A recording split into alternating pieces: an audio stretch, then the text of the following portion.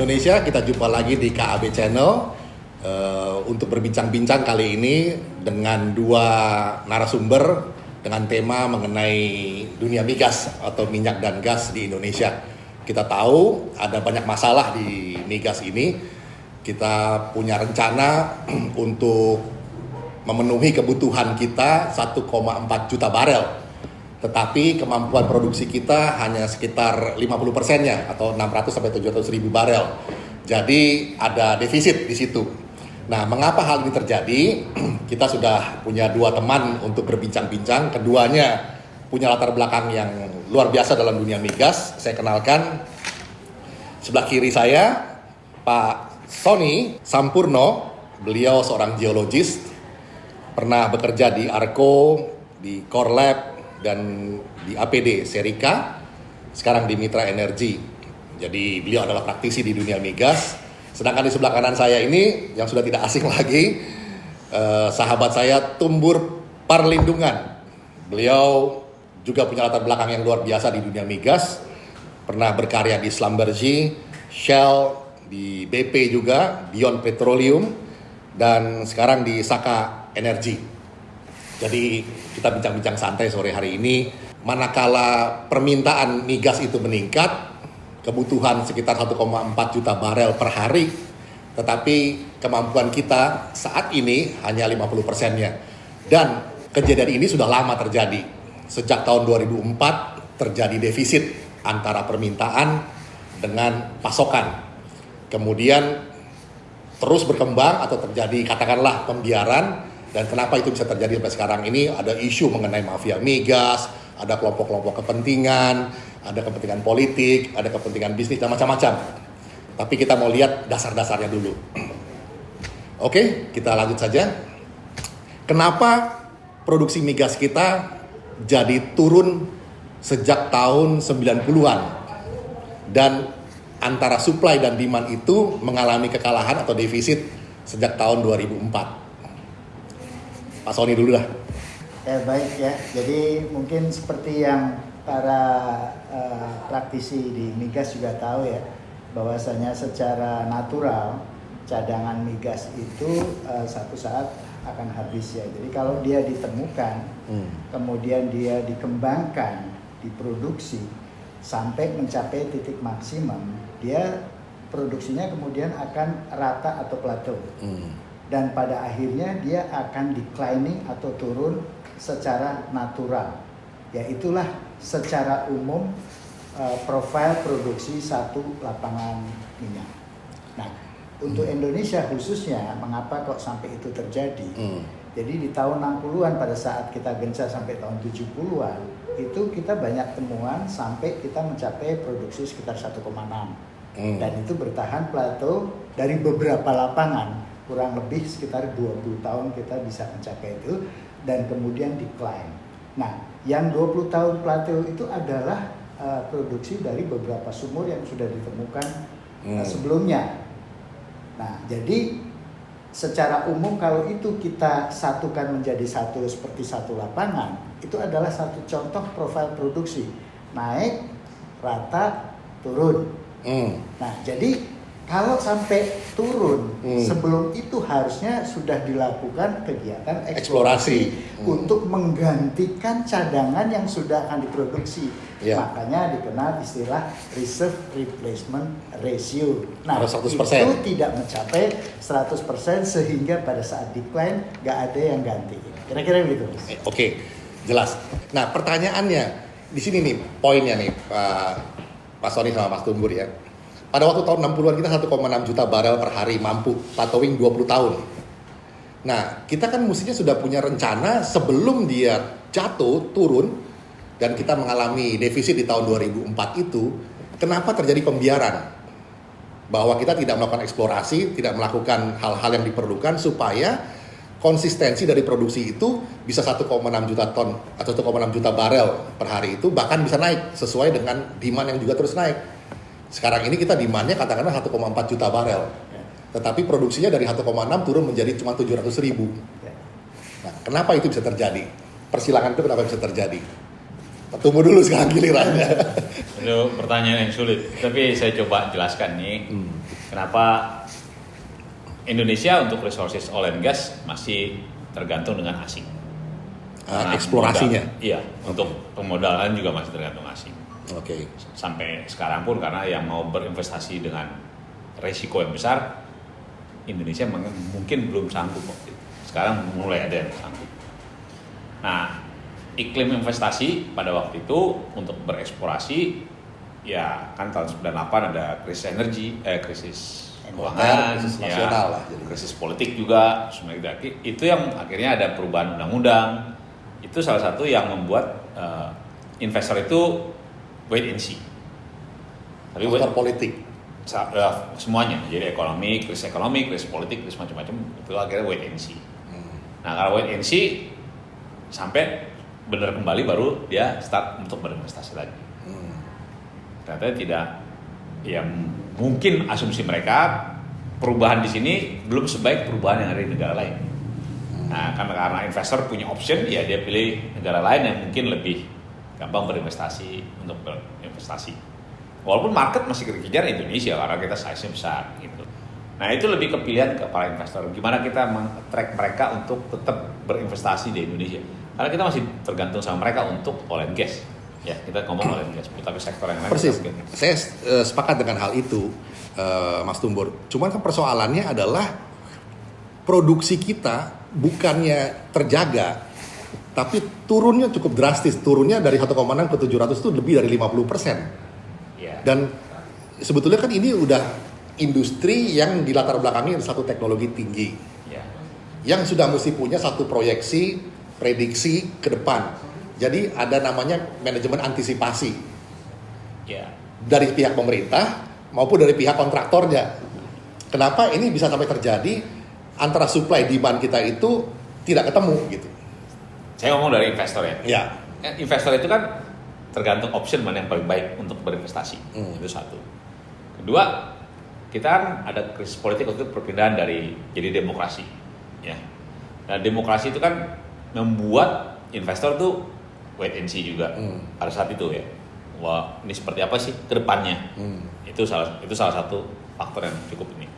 3, production sharing contract Indonesia itu one of the best saat itu untuk fiscal regime-nya.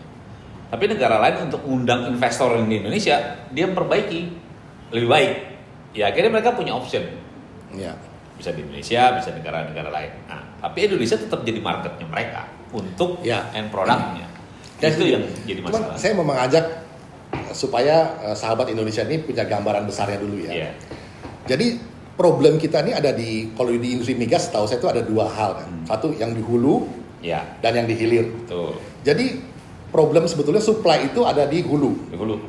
Dia harusnya bisa memproduksi 1,6 juta barel seperti yang dulu Pak Sony bilang. Tapi sekarang ini cuma 0,7. Iya. Bahkan padahal demand-nya sudah 1,4. Iya.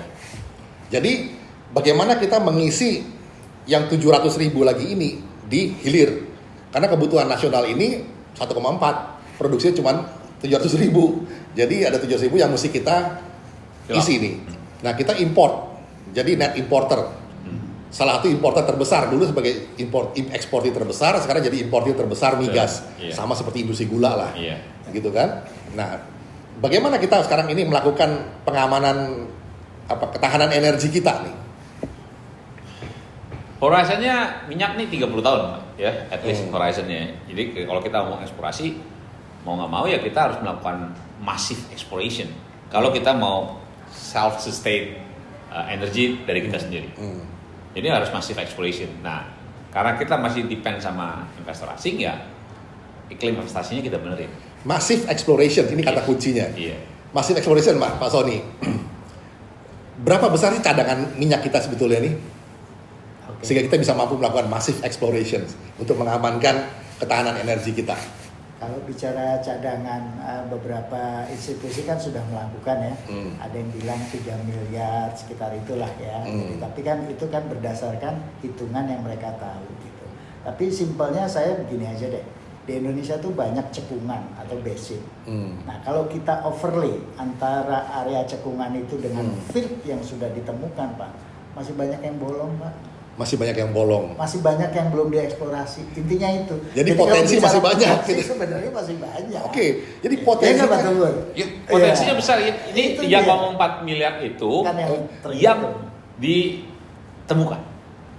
Yang belum ditemukan unknown. Jadi masih Masih besar betul. gitu ya. Iya, nggak mungkin minyak cuma 3,4. Minyak tuh ya kayak Arab bisa punya banyak benar. Nah, Ini- tapi kalau nggak ada eksplorasi nggak ketemu. nggak ketemu. Jadi eksplorasi jadi kata kuncinya. Kata kunci. Opportunity-nya ada, eksplorasinya tiba-tiba mandek Iya. sehingga membuat produksi kita turun. Iya.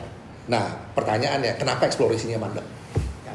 Kalau dari saya ya, jadi tadi apa yang disampaikan Tumbur itu udah benar dari sisi investor ya. Jadi investor tuh melihatnya ya bisnis, Pak. Iya. Bisnisnya mana yang menarik, yang menguntungkan ya dia akan datang gitu aja. Jadi satu hal yang mungkin beberapa hal yang sering kita lupain ya, industri migas itu dealingnya dengan government, Pak. Setuju, persis. Dimanapun kecuali negara Amerika yang punya tanah boleh dimiliki, yang kekayaannya juga boleh. Tapi di banyak negara seperti itu. Jadi kalau ada masalah di industri migas, persoalannya cuma ada dua, investor atau government. Oke, jadi tiga itu aja udah dua itu aja. disinggung oleh Simple. Mas Tumbur sama Mas Sony sebetulnya. Investor harus tertarik. Iya. Apa yang membuat investor tertarik? Iklim, Ya. iklim investasi. Iklim investasi itu kan kata yang abstrak. Iya. Persisnya apa? Jadi kalau saya boleh nambahkan, iklim investasi itu kan banyak faktor. Ya, jadi itu tadi Mas Tumbur udah sampaikan, kontrak PSC kita ini yang terbaik termasuk di dunia. Kontrak itu 30 tahun, ya kan? 10 tahun itu kita mereka investor itu dikasih kesempatan untuk mengeksplorasi, Pak. 30 10 tahun. tahun dari Oke. 30 tahun itu 10 tahun untuk masa eksplorasi. Nah, disitulah investor atau perusahaan minyak itu harus secepat-cepatnya menemukan sampai dia komersil, Pak. 10 tahun tuh ya. 10 tahun itu. Lead Kalau time dia ya. tidak menemukan itu sampai melewati 10 tahun, Pak, kewajiban investor adalah mengembalikan blok itu. Dan Jadi skema dia ini berpacu dalam 10 waktu tahun. 10 tahun itu, Pak. harus cari itu. Harus nyari sampai ada penemuan yang komersil yang kemudian bisa di POD-kan, yang di-approve, baru dia nanti bisa dapat perpanjangan sisanya 20 tahun. Nah, jadi kebayang Pak kalau di 10 tahun ini tidak terjadi temuan itu. Nah, tidak terjadi temuan, yang terjadi selama ini adalah urusan untuk menyelesaikan pekerjaan di 10 tahun ini, Pak, itu molor-molor, Pak, sehingga waktu 10 tahun yang disediakan tuh tidak mencukupi. Saya potong di sini Pak Sony, Mas Tumbur. Persoalannya kan bukan baru kali ini. Tadi dikatakan bahwa kita sempat 1,6 juta barel per hari. Berarti banyak sekali eksplorasi dilakukan pada saat itu. Katakanlah tahun 60-an sampai tahun 80. 80-an atau 90-an tuh. Itu banyak sekali eksplorasi dilakukan. Kenapa tiba-tiba eksplorasi itu berhenti? Apakah ada bahasa terangnya, apakah ada kekuatan-kekuatan di belakang ini yang membuat industri minyak kita memang sengaja dimandekkan supaya tidak produksi lagi dan kita impor? Bahasa terangnya begitu. Kalau itu saya nggak berani ngomong. Ya saya nggak tahu itu hal itu. Tapi kalau kita ngomong secara geopolitik ya, perusahaan minyak itu pasti akan suka ke negara diktator.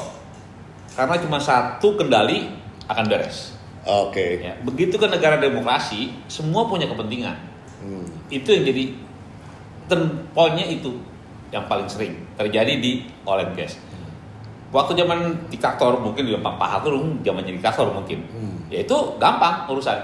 Satu Cuma orang aja. Iya, itu beres semuanya. Nah, begitu kita negara demokrasi, semua punya kepentingan, ya. Yang kita minta tuh ada dirijen yang ngatur nih supaya ini one way. Nah, dan di seluruh dunia begitu negara demokrasi itu commonnya seperti itu. Iya. Itu yang jadi masalah. Jadi kalau ada kita punya kepentingan satu, ada dirijennya satu yang ngatur supaya ini terjalan, ini jalan.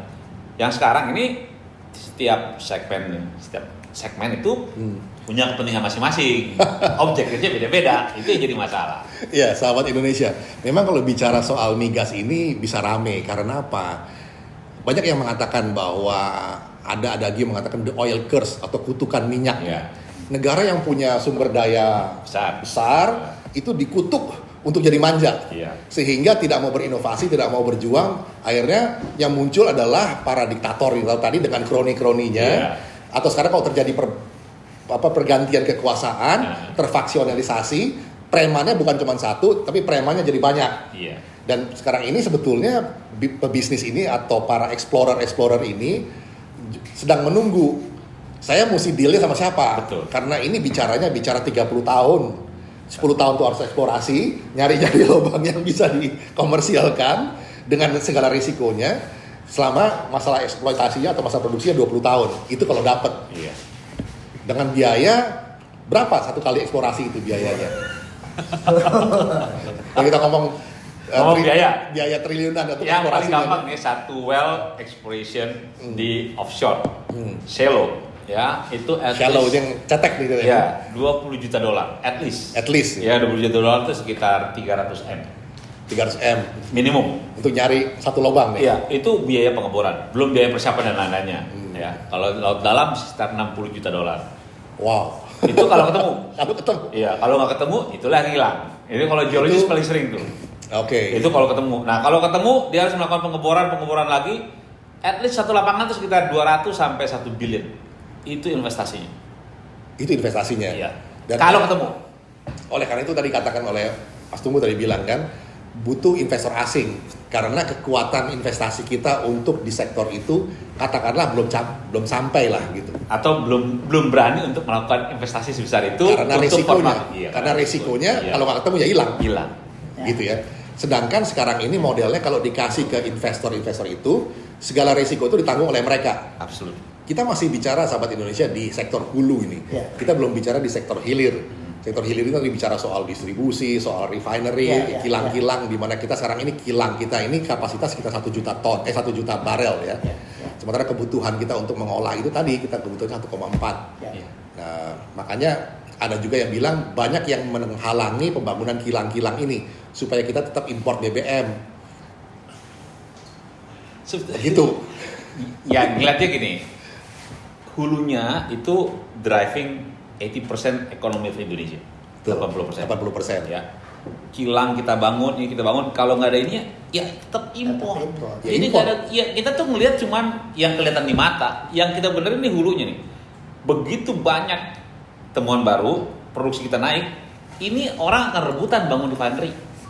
Ya, setuju. Ini sahabat Indonesia supaya kita punya gambaran yang clear dulu ya antara hulu yang masih carut-marut katakanlah begitu ya, yang kita belum bisa supply yang cukup.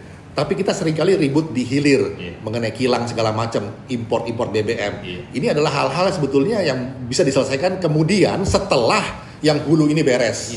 Masalahnya supply di hulu ini kita cuma 50% dari kebutuhan. Nah, hulu ini problemnya adalah dieksplorasi. Padahal potensi yang mesti dieksplorasi itu besar. Nah, pertanyaan besarnya adalah kenapa tidak mau eksplorasi ini?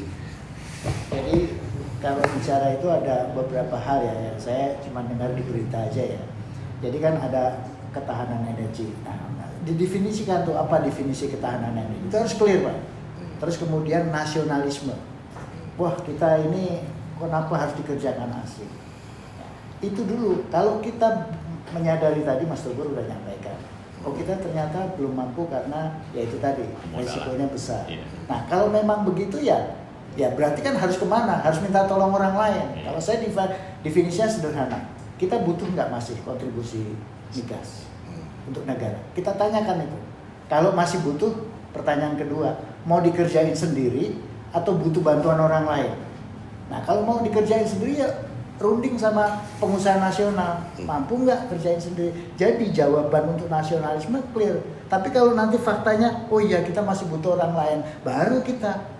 Kalau orang lain berarti harus menarik dong supaya sini karena saingan kita dengan negara yang lain kan gitu. Nah baru jadi gini Pak, kalau why-nya ketemu Pak, how-nya tuh gampang Pak. Diakuin why-nya. Setuju. Itu Pak. Jadi kembali pada persoalan pertanyaan yang tidak terjawab. Kenapa terjadi pembiaran sejak 2004? Atau bahkan sebetulnya sebelum 2004 saat supply demand itu terjadi defisit. Itu kan sebetulnya mesti bisa diprediksi sebelum 2004. Nah, kenapa Honestly speaking Pak, bukan pembiaran. Semua orang mau berusaha. Iya. Tapi kita nggak mau ngakuin bahwa kita memang butuh investor asing untuk melakukan itu. Karena kita belum sanggup sampai sekarang dengan resiko tadi. Kalau teman-teman Indonesia sanggup, ya sustainable sendiri, akan jalan sendiri. Itu Itu masalah. kita bicara idealnya. Faktanya sekarang itu defisit, tidak ada eksplorasi, tidak ada produksi yang cukup. Itu fakta. Angka-angkanya sudah menjadi historis nih. 16 tahun tadi Pak Soldi bilang. 16 tahun itu udah satu generasi lebih, udah 1,5 generasi kalau kita ngomong satu generasi 10 tahun tuh. Udah 1,5 generasi. Kita terjadi, bahasa terangnya memang pembiaran. Kalau saya tadi bilang Pak, kan saya bilang tadi contoh penyakit. Ngaku nggak kalau lu sakit? Kalau lu nggak ngaku, lu nggak cari obatnya atau nggak berusaha ngobatin, itu aja Pak. Oke, kalau gitu yang terakhirnya, apa sarannya supaya investor ini bisa masuk? Make it attractive compared to other countries. Jadi kita harus lihat bahwa negara kita dibanding dengan negara lain. Bukan kita bilang ini, kita sudah melakukan ini, sudah melakukan ini. Iya, negara lain melakukan itu 3 kali lebih bagus dari kita. Ya investor kan sebagai punya uang, naruh mana yang menghasilkan paling bagus dan paling cepat prosesnya. Dan saya cuma urusan sama satu orang selesai, daripada saya harus semua diadakan. Sekarang kebijakan-kebijakan yang sekarang kalau hulu itu kan di SKK Migas berarti kan? Ya, jadi Iya, gini, kalau hulu itu dari kapal, kehutanan, pembebasan lahan, itu semua integrated. SK Migas itu cuma salah satu faktor teknisnya. Jadi bukan SK Migas nih, semua nih. Kita perlu satu jenderal yang untuk mengintegrasikan. Siapa sarannya? Bapak Presiden yang bisa mengintegrasikan. Langsung presiden atau menteri SDM? Nggak bisa Menteri SD. Harus presiden. Iya, karena ya membawahi Menteri Kehutanan, Menteri Oh, Perhubungan, karena Menteri lintas ini. sektoral, Iya, lintas sektoral. partai. Iya, hanya Kegiatan ini terlalu banyak melibatkan lintas sektoral. Sektoral, harus bawa presiden sementara yang ngatur. masing-masing sektoral itu kalau itu dia punya wewenang tersendiri, Iya. akhirnya nggak ngobrol. Nggak Padahal ngobrol. ini kan untuk merah putih, bukan punya KPI masing-masing, Iya. akhirnya mereka KPI masing-masing. Itu yang Kalau salah nggak satu bisa. penyebab Iya. utamanya. Ya, sahabat Indonesia, kebutuhan kita di tahun 2020 saat ini adalah 1,4 juta barel per hari. Kemampuan produksi kita hanya 700 ribu atau 50%. Persoalan kita punya potensi besar yang belum dieksplorasi. Kenapa belum dieksplorasi? Karena kita secara nasional ini harus jujur mengakui belum punya kemampuan untuk mengeksplorasi itu. Dari sisi teknisnya mungkin ada, tapi juga masih banyak kekurangannya. Kedua, dari sisi permodalannya dan resiko bisnisnya. Karena apa? Satu kali coba eksplorasi 300 miliar nggak dapet, hilanglah begitu aja. Atau kalau yang dalam bisa sampai 60 juta dolar. Iya. Atau berapa? Satu triliun ya? triliun. Satu Mahal triliun. lebih dari 200 juta. Iya, itu akan hilang begitu aja. Nah, resiko ini yang seyogianya dibagi atau dilepas kepada investor untuk mereka yang mengeksplorasi. Iya.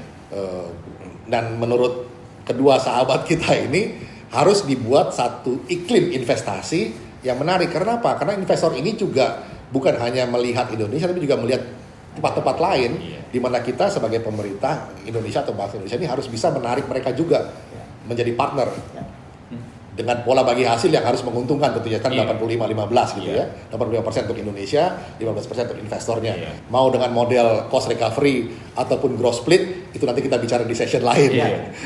Tapi intinya dulu yang basicnya adalah posisi industri migas kita saat ini adalah kita dalam posisi defisit. Kita butuhnya 1,4 juta barel, kemampuan produksi 700 ribu. Sementara potensi kita besar, kita ini seperti tikus yang mati di lumbung padi. Kenapa? Kita punya hasratnya, tapi nggak punya kemampuan untuk ambil berasnya.